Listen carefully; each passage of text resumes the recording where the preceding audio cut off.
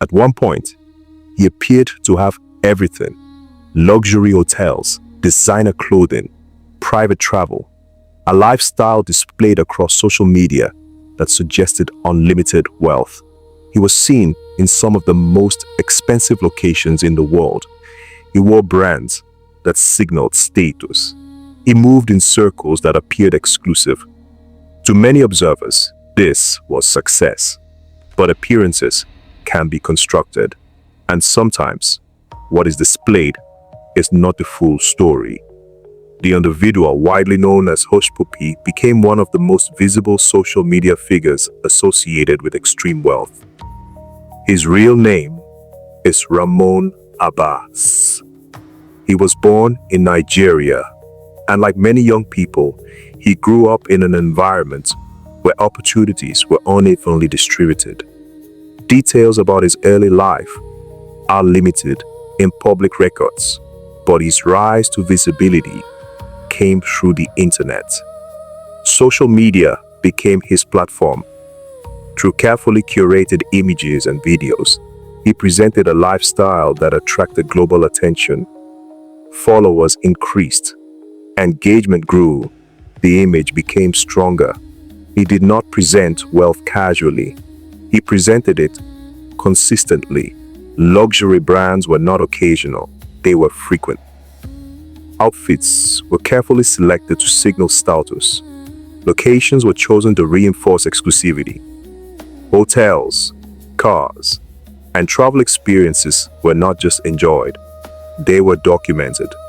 Each post added to a larger narrative. That narrative suggested access, it suggested connection, it suggested success at a level that many could not verify, but could clearly see. And in the digital age, visibility can be more powerful than explanation. Because perception often moves faster than verification, luxury was not just shown, it was emphasized. Designer brands were displayed repeatedly. High-end hotels became a backdrop. Travel across international destinations was documented. Over time, this online presence created a perception. That perception was influence. And influence, in the digital age, can translate into power. He became associated with celebrities and high-profile individuals. His name circulated in conversations about wealth, fashion, and status. To some, he represented success. To others, he raised questions, because the scale of the lifestyle did not clearly align with any publicly known business activity. That gap between appearance and explanation became significant. Behind the scenes, investigations were developing. Authorities began examining networks of cyber-enabled fraud. These schemes often involved deception carried out through digital communication. Victims could be individuals or organizations. Money could be moved across borders quickly. The structure was complex. The operations were international. In June 2020, that investigation reached a turning point. Hushpuppi was arrested in Dubai by local authorities in cooperation with international agencies. The case involved the United States Federal Bureau of Investigation. The arrest was not a minor event. It was part of a broader operation targeting cyber fraud networks. Following his arrest, he was transferred to the United States. There, he faced charges related to fraud and money laundering. The allegations outlined schemes that involved large sums of money. The case attracted global attention, not because cyber fraud was new, but because of the visibility of the individual involved. The same person who had displayed luxury online was now at the center of a criminal case. In 2021, he entered a guilty plea. This was part of a legal process that acknowledged involvement in fraudulent activity. In 2022, he was sentenced in a United States federal court. The sentence was 11 years in prison. Sentencing in such cases is not only about punishment, It is also about deterrence. Courts consider the scale of the activity, the number of victims, the financial impact, and the broader message the outcome sends. Cyber fraud cases often involve losses that extend beyond immediate financial damage. Organizations may suffer operational disruption. Individuals may lose savings. Trust in digital systems can be weakened. This is why enforcement agencies treat such cases as high priority, not only to address past actions, but to discourage future ones. From luxury apartments in Dubai to a prison facility in the United States, the contrast was clear. The image had collapsed. The lifestyle that appeared stable was no longer sustainable.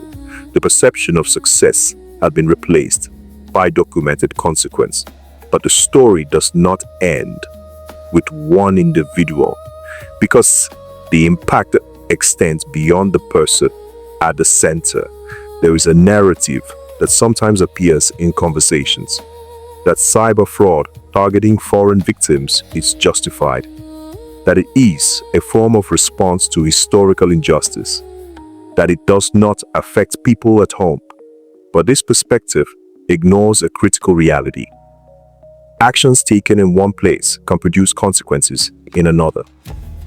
When fraud cases linked to a country become highly visible, perceptions change. Businesses become more cautious. Individuals face increased scrutiny. Opportunities become harder to access. The actions of a few can affect the many. This is not theoretical, it is practical. It affects travel. It affects business relationships. It affects trust. For many Nigerians who have built careers, businesses, and reputations through legitimate means, these consequences are real. They did not participate in any crime, but they may still face suspicion. This is how reputational damage works. It spreads beyond the original act, and it is difficult to reverse. At the same time, the attraction of visible wealth remains powerful. Images of luxury can create aspiration. They can suggest that success has been achieved. They can influence behavior. But when the foundation of that image is illegal, the outcome follows a predictable pattern.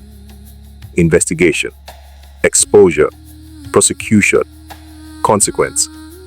The timeline may vary, but the sequence remains consistent. The story of Hushpuppi is therefore not just about wealth. It is about perception. It is about how digital platforms can amplify an image. It is about how that image can influence others. And it is about what happens when reality intervenes. At one point, the lifestyle looked impressive. At one point, the influence looked real. At one point, the access looked unlimited. Today, the situation is different. The environment has changed. The outcome is defined. Because in the end, crime does not pay. Hopefully, you have learned, laughed, and leveled up. Later, we shall see how much you have retained.